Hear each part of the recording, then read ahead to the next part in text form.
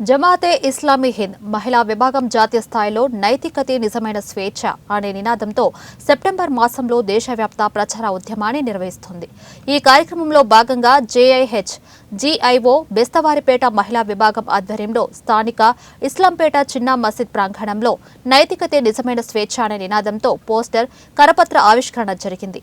JIH మహిళా విభాగం బెస్తవారిపేట అధ్యక్షురాలు నూర్జహాన్ మాట్లాడుతూ నేడు సమాజంలో మితిమీరిన స్వేచ్ఛ పేరుతో చోటు చేసుకుంటున్న అనర్థాల వల్ల మహిళలపై చెడు ప్రభావం చూపుతుందని అన్నారు.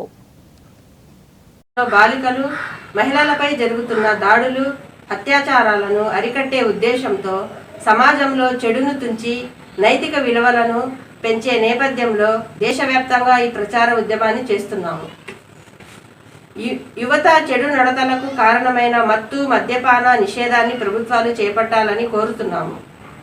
యువత తను ఇష్టం వచ్చిన విధంగా జీవించడమే స్వేచ్ఛ అని భావిస్తుంది. మంచి చెడుల విచక్షణ జ్ఞానం లేకుండా విచ్చలవిడిగా విశృంఖలంగా జీవిస్తున్న జీవన విధానాన్ని సరిదిద్ది యువతను సమాజాన్ని మార్చే బాధ్యత ప్రతి ఒక్కరిది. మనిషి తన స్వేచ్ఛను నీతి సూత్రాల ప్రకారం ఉపయోగిస్తే సమాజంలో శాంతి సుభిక్షంగా ఉంటుంది. లేని పక్షంలో అవినీతి అసమతుల్యత పట్టుకొస్తాయి. దానివల్ల మనిషి నష్టాలను ఎదుర్కొంటాడు.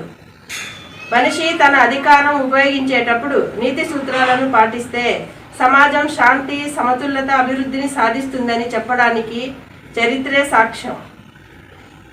అయితే వారు ఈ విలువలను ఉల్లంఘించి అధిక స్వేచ్ఛను అనుసరించినప్పుడు సమాజానికి హాని చేయడమే కాకుండా తమకు తాముగా దుష్ప్రభావాలను అనుభవించారు.